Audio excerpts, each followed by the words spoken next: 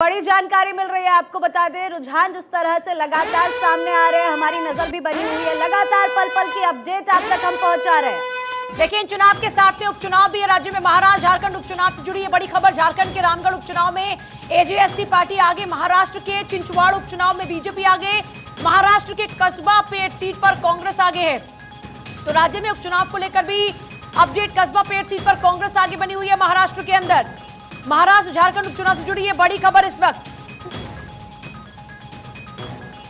रामगढ़ उपचुनाव में एजेएसयू आगे है। झारखंड से तस्वीर, चिंचवाड़ उपचुनाव में बीजेपी आगे है। उपचुनाव को लेकर भी बड़ा अपडेट आपको दे रहे हैं। कस्बा पेट सीट पर कांग्रेस आगे बनी हुई है। तो देखिए, पल पल की अपडेट यहां पर आप तक पहुंचा रहे। बड़ी जानकारी बता दें, महाराष्ट्र झारखंड उपचुनाव से जुड़ी हुई है बड़ी खबर।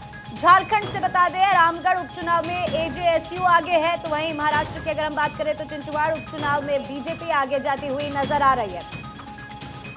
और चलिए आगे बढ़कर रुक कर लेते हैं अगली बड़ी खबर का। मेघालय चुनाव से जुड़ी हुई है बड़ी खबर। मेघालय के सीएम कॉनराड संगमा आगे। आपको बता दें, साउथ तुरा सीट से सीएम कॉनराड संगमा आगे जाते हुए नजर आ रहे हैं। देखिए, बिल्कुल मेघालय चुनाव को लेकर भी आपको अपडेट दे रहे हैं। और उस बीच मेघालय के सीएम कॉनराड संगमा की बात करें तो साउथ तुरा सीट से उन्होंने क्योंकि चुनाव लड़ा और साउथ तुरा सीट पर लगातार बढ़त बनाए हुए हैं कॉनराड संगमा। एक और बड़ी खबर इस बीच, मेघालय के मुख्यमंत्री एक तरफ जो आगे बने हुए, वहीं त्रिपुरा में कांटे की टक्कर नजर आ रही है। क्योंकि देखिए, अभी तक शुरुआती रुझान की बात करें तो बीजेपी पहले से ही मोर्चा मारे हुए थी, लेकिन अभी देखिए लेफ्ट और बीजेपी 23 सीट पर। त्रिपुरा में कांटे की टक्कर, त्रिपुरा में बीजेपी 23 सीट पर आगे, तो वहीं लेफ्ट भी 23 सीट पर आगे। एक बार फिर से त्रिपुरा में जो इस वक्त नतीजे आ रहे हैं, बेहद दिलचस्प मोड़ पर नजर आ रहे हैं। और मेरे साथ न्यूज रूम से लगातार करिश्मा बनी हुई। करिश्मा, बहुत ही दिलचस्प मोड़ पर आ चुके हैं फिलहाल नतीजे, 23 लेफ्ट और 23 ही बीजेपी। बिल्कुल ठीक कहा आपने। और त्रिपुरा में ये जबरदस्त टक्कर इस वक्त देखने को मिल रही है और लगातार भारत 24 की भी नजरें हैं, तो बड़ी खबर लगातार बता रहे हैं। देखिए, त्रिपुरा का जो आंकड़ा है वो आपके सामने है, किस तरीके से वहां पर जो चिपरा है वो एक महत्वपूर्ण भूमिका यहाँ पे निभा रही है, किंग मेकर की भूमिका यहाँ पे निभाती हुई दिखाई दे रही है। त्रिपुरा का आंकड़ा देखिए, 60 यहाँ पर बीजेपी, तो बीजेपी 60 सीटें, बीजेपी 22। लेफ्ट की अगर मैं बात करूं तो 24 सीटें। कांग्रेस का तो खाता ही नहीं खुला। और चिपरा जिसका हम जिक्र कर रहे हैं 13, यानी कुल मिलाकर आप ये समझ सकती है कि कांटे की टक्कर है यहाँ पर और एक किंग मेकर की भूमिका यहाँ पे चिपरा। करिश्मा, आपके पास अमित जी इसी किंग मेकर भूमिका की बात कर रहे थे। शुरू में तो ये लग रहा था कि किसी किंग मेकर की यहां पर आवश्यकता नहीं, जो किंग मेकर है वो बीजेपी है, लेकिन अभी यहां पर त्रिपुरा मोता 13, जिसके पास में आदिवासी समुदाय का अच्छा खासा वोट बैंक है और जिस तरीके से त्रिपुरा लैंड की मांग बहुत ज्यादा हावी रही, मुझे लगता है ये एक बहुत बड़ा अहम रोल निभाती हुई नजर आ रही है ये मांग इस चुनाव में। बिल्कुल। और त्रिपुरा के जो रुझान आ रहे हैं उसको देखकर तो ये लगता है कि कमजोर दिल वाले इस रुझान को ना देखें, क्योंकि जिस तरह से बार बार पासा पलटता और चढ़ता दिख रहा है उसमें अब देखिए भारतीय जनता पार्टी जो लगातार रुझानों में आगे थी और 37-38 सीटों के आसपास उनका आंकड़ा चला गया था किसी समय, अब वो 22 सीटों पर आ गई है। लेफ्ट जो महज 12-13 सीट पर थी, फिर 9 पर गई, अब वो 24 के आसपास आ गई है। तो ये एक बड़ी बात है। और अब जो है वो फेज वाइज जो है वो मतगणना जारी होगी और लगभग दूसरे या तीसरे फेज की मतगणना हो चुकी होगी कांग्रेस के लिए। लेकिन बुरी खबर है, कांग्रेस अभी तक कुछ वहां दिखा नहीं पा रही है, अपना एक भी सीट ऊपर आगे नहीं है। त्रिपुरा माथा, हाँ, लेकिन उसके लिए अच्छी खबर है कि पहली बार चुनाव में लड़ी और 13 सीटों पर है। तो अगर वो किसी पॉलिटिकल पार्टी के साथ जाती है तभी उनकी सरकार बनती दिखाई देती है। अगर अभी के आंकड़ों के, अभी के रुझान के आंकड़ों बात करें हम, तो 24 अगर उन लेफ्ट के पास है और उनको लगभग 6 सीटों के लिए बड़ी अचीवमेंट है। 2 साल पुरानी पार्टी और 2 साल पुरानी पार्टी ऐसा परफॉर्म कर रही है। ऐसा नहीं लग रहा है त्रिपुरा में जैसे उत्तर प्रदेश जैसा हुआ है कि बसपा और बहुजन समाज पार्टी और समाजवादी पार्टी में जो गठबंधन हुआ वो समाजवादी पार्टी का वोट तो बहुजन समाज पार्टी में हुआ, वो ट्रांसफर नहीं हो पाया। बिल्कुल बिल्कुल ठीक है कि नहीं, बड़े स्तर पर गठबंधन हुआ लेकिन कार्यकर्ताओं को और छोटे नेताओं को विश्वास में नहीं लिया गया था। वही मुझे लग रहा है कि त्रिपुरा में दिखाई दे रहा है। ये हमेशा गठबंधन के साथ ये एक बड़ी दिक्कत होती है कि आपके जो काडर हैं, आपके नेताओं ने तो स्वीकार कर लिया दूसरी पार्टी को, लेकिन काडर स्वीकार नहीं करता, क्योंकि जमीन पर काडर की ही लड़ाई होती है दूसरे पॉलिटिकल पार्टी के लोगों से। तो वो उस अपनी चीजों को भुला नहीं सकता, वो प्रतिशोध रहता है और वही वोट बैंक में शिफ्ट नहीं होता। आप देखें, लेफ्ट को फायदा तो होता जा रहा है कांग्रेस की वोट बैंक में नहीं, लेकिन इसमें अमित जी और सुनील जी आप भी इस बात से इत्तेफाक रखेंगे, जहां तक बात समाजवादी पार्टी के कैडर की करें, देखिए बसपा का जो कैडर है वो दलित वोट बैंक है, वो ऐसा कैडर है जो हिलता नहीं है जल्दी से।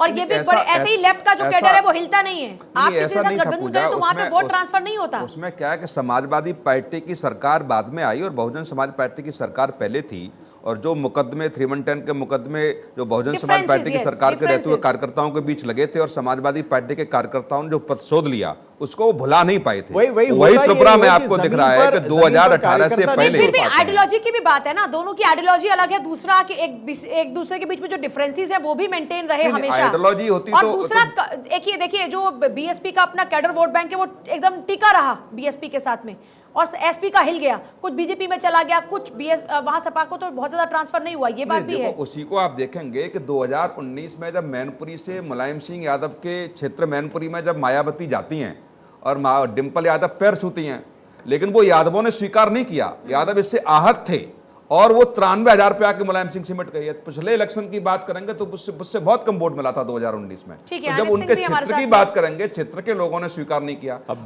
त्रिपुरा में आप देखिए 2018 से पहले 2018 से इसी बीच हमारे साथ डॉक्टर अनित सिंह जुड़ चुके हैं, कांग्रेस के नेता है। अनित सिंह जी, आपसे समझना चाहूंगी, बार बार रुझान यहाँ पर बदलते हुए नजर आ रहे हैं, लेकिन एक चीज है जो बदलती हुई नजर नहीं आ रही है, वो है कांग्रेस का खाता ना खुलना। त्रिपुरा के अंदर भी, साथ ही अगर हम बात कर ले नागालैंड में, तो वहां पर भी यही तस्वीर। जी देखिए, जिस तरीके की अभी तस्वीर आपके पास वापस लौट रहे हैं। इस बीच त्रिपुरा में कांटे की टक्कर, बड़ी खबर, बीजेपी और लेफ्ट 23 पर, त्रिपुरा में लेफ्ट 23 सीटों पर आगे है। और देखिए त्रिपुरा में होता 13, बीजेपी और लेफ्ट में बड़ी कांटे की टक्कर, दोनों का आंकड़ा हो गया टैली के अंदर 23-23, यानी अभी तक जो बीजेपी लगातार बढ़त बनाई हुई थी 40 तक सीट का आंकड़ा पहुंच चुका था, लेकिन अभी मुकाबला बेहद दिलचस्प मोड़ पे आ गया। 23 बीजेपी, 23 लेफ्ट, और त्रिपुरा मोथा इस वक्त अहम भूमिका में नजर आ रही। 13 सीटों पर त्रिपुरा मोथा लगातार आगे बनी, 2 साल पुरानी पार्टी, लेकिन 13 सीटें और कांग्रेस का नहीं खुला खाता। Usually the northeast parties, they go with the central government trend, but many leaders are committed to national politics. They support Congress, they support secular parties, they support democracy and constitution. Such people, they feel that Congress with alliance should come forward to form the government. देखिए, अभी आप सुन रहे थे मल्लिकार्जुन खड़गे को, और ऐसे में लगातार जिस तरह से हमारी नजर रुझानों पर बनी हुई है, अनित सिंह कांग्रेस के नेता है, वो भी हमारे साथ बने हुए हैं। अनित सिंह, आपसे जानना चाहूंगी क्यों कांग्रेस अपना खाता नहीं खोल पाई, लेकिन इससे पहले कि आप अपना जवाब दें, बड़ी जानकारी दे दें। त्रिपुरा में लेफ्ट 23 सीटों पर आगे चलती हुई नजर आ रही है, त्रिपुरा में बीजेपी 23 सीटों पर आगे। और आयुषी टैली अपडेट हो गया, बीजेपी 26 पर आ गई, लेफ्ट 20। तो देखिए कितना नेक टू नेक फाइट चल रहा है फिलहाल। जैसे जैसे काउंटिंग सिचुएशन और तेजी से आगे बढ़ रही है, वैसे वैसे ये टैली भी तेजी के साथ अपडेट हो रही है। बीजेपी 26 पर बढ़त बनाए हुए, अभी बड़ी कांटे की टक्कर थी, 23 लेफ्ट 23 बीजेपी, और अभी अपडेट ये टैली अपडेट हो चुका है, बीजेपी 26 और लेफ्ट 20। देखिए कहीं कहीं पर कार्यकर्ताओं में जोश भी देखने को मिल रहा है। भाजपा के जो कार्यकर्ता हैं वो अभी से ही जश्न मनाना शुरू कर चुके हैं। बीजेपी 26 पर बढ़त बनाए हुए है। अनित सिंह जी, जवाब दीजिएगा। जी देखिए, मैं आपके दर्शकों को बताना चाहूंगा कि जिस तरीके से अभी यहाँ पे टैली बदल रही है टाइम के साथ साथ, अभी जो मतगणना की प्रोसेस है वो आगे और आने पे जो फाइनल टैली आएगी वो थोड़ी अलग रहेगी, ऐसी हम उम्मीद करते हैं। लेकिन उसके साथ साथ मैं आपको बता दूं कि जिस तरीके से आपने देखा होगा कि एग्जिट पोल्स में दिखाया गया, वैसा कोई रिजल्ट नहीं है यहाँ पे।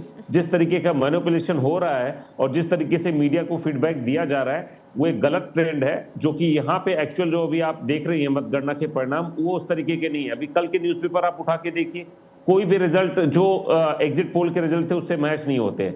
देखिए, लोगों को हम साइकोलॉजिकली जिस तरीके से उनके ट्रेंड्स को, उनकी सोच को प्रभावित करने का काम कर रहे हैं, वो एक हमें फिर से सोचने की जरूरत है। खैर, मैं उस पर टिप्पणी नहीं करना चाहूंगा। फिर से आप यहाँ ठीकरा फोड़ रहे हैं क्या ईवीएम के ऊपर? और एग्जिट पोल में तो कांग्रेस को कोई जीरो नहीं दिखाया, सब जगह सीटें दिखाई, तो एग्जिट पोल के हिसाब से तो आप भी नहीं आ रहे हैं। कांग्रेस के नेताओं में ओवर कॉन्फिडेंस इतना है कि देखिए अभी भी नतीजे पहुंचने वाले हैं, लेकिन फिर भी स्वीकार नहीं करेंगे। फिर भी आरोप मीडिया पर, एग्जिट पोल पर, अपने कार्यकर्ताओं की समीक्षा नहीं, अपने नेताओं की समीक्षा नहीं कि इनके नेताओं ने कितनी रैलियां की, कितनी जाकर के वहां समीक्षा आपका करके। सवाल वाजिब है, लेकिन इसको ओवर कॉन्फिडेंस नहीं, इसको ऑप्टिमिस्टिक होना कहते हैं। आशावान तो होना ही चाहिए ना भाई, हालात जो इस वक्त है उसमें तो आशावान होकर ही आप बचा सकते हैं ना। जब होते हैं, जब कुछ कर्म करिए जाते हैं तब आशावादी, बिना कर्म किए आशावादी, बैठ के बस केवल बैठ जाओ, खाना अपने आप अंदर चला जाएगा क्या? कुछ तो करना पड़ेगा। बिल्कुल। अब देखिए, सवाल मुझसे पूछा गया है, जो हमारे मित्र हैं वो काफी उत्सुकता में रहते हैं जवाब देने के लिए। इनके मुंह से, ये एक राजनीतिक विश्लेषक हैं, विश्लेषक की परिभाषा के हिसाब से सरकार की आलोचना करना एक राजनीतिक विश्लेषक का कर्तव्य होता है। आप जैसे लोग जब टीवी पे आके नहीं, सरकार की आलोचना यदि समर्थन जनता दे रही है तब भी आलोचना होगी नहीं, और आप कुछ कर नहीं पा रहे हैं तो आपकी तारीफ होनी चाहिए। सुनिए ये कौन से विपक्ष का विपक्ष सवाल नहीं, विपक्ष को सवाल सर ये ऐसी खिचड़ी नहीं, बात सुन ले, खिचड़ी नहीं। मेरी बात समझने की कोशिश करिए। बिल्कुल आप बोले पूरे ट्रैक को आप करिए। ये एक बार भी ना महंगाई पे बोलते हैं, ना बेरोजगारी पे बोलते हैं। यहां से जिस तरीके से, यही आपकी आलोचना है। मैं आपको बोलता हूं कि किस तरीके से आपको असेस करना चाहिए सरकार की पॉलिसीज को, आप करते हैं। एक बार भी आप यहाँ पे बेरोजगारी दर की बात कर पाएंगे? नहीं पर अनिल सिंह साहब, मुझे लगता है कि इस बात से आप इत्तेफाक रखेंगे। एक सेकंड सुन लीजिए, सुनिए जी, एक सेकंड सुनिए जी, एक सेकंड सुनिए जी, एक सेकंड। अभी महंगाई दर देखिए, आप तो महंगाई पे बात करते हैं, आप बेरोजगारी पर बात करते हैं कि नहीं करते? आपको कोई रोक रहा है क्या? उनको बोलने दीजिए पहले एक बार अनिल सिंह साहब, लेकिन एक सवाल तो है ना, सुन लीजिए एक सेकंड। देखिए मैडम, मैं आपके माध्यम से बताना चाह रहा हूं कि मीडिया एक माध्यम होता है। जनता और नेताओं के बीच को, संवाद को स्थापित करने का काम मीडिया होता है, और पत्रकारों का काम होता है सरकार से सवाल पूछना। राजनीतिक विश्लेषकों का काम होता है सरकार की पॉलिसी की आलोचना करना। मैं ये नहीं कह रहा हूं कि बुराई।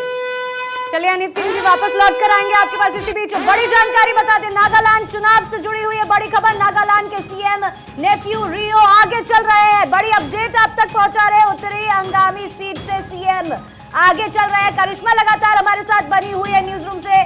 करिश्मा, नागालैंड चुनाव से जुड़ी हुई है बड़ी अपडेट सामने आई है, सीएम आगे चल रहे हैं। बिल्कुल आपने ठीक कहा, बीजेपी 41 सीट। इसी के साथ देखिए बीजेपी के लिए यहाँ पे एक अच्छी खबर निकलकर सामने आई है, बड़ी खबर, जैसा कि पूजा आप भी बता रही थी, हमारी भी लगातार नजरें बनी हुई हैं। और इस वक्त बीजेपी नागालैंड में लीड करती हुई दिखाई दे रही है, और इसका सीधे तौर पे देखिए एडवांटेज काफी ज्यादा।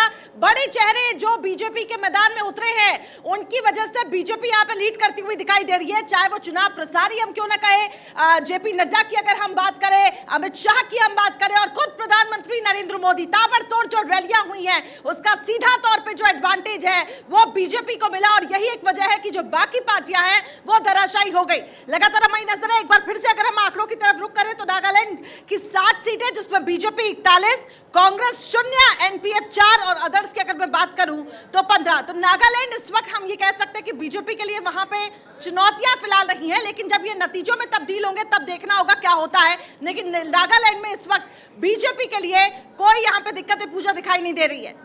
जी बिल्कुल करिश्मा, आप नजर बनाए रखिएगा अपनी, हम लौट कर आएंगे आपके पास। जिस तरह से लगातार रुझान आते जा रहे हैं, टैली बदलती जा रही है, पल पल के आंकड़े हम दर्शकों तक पहुंचा रहे हैं। यहाँ रुकते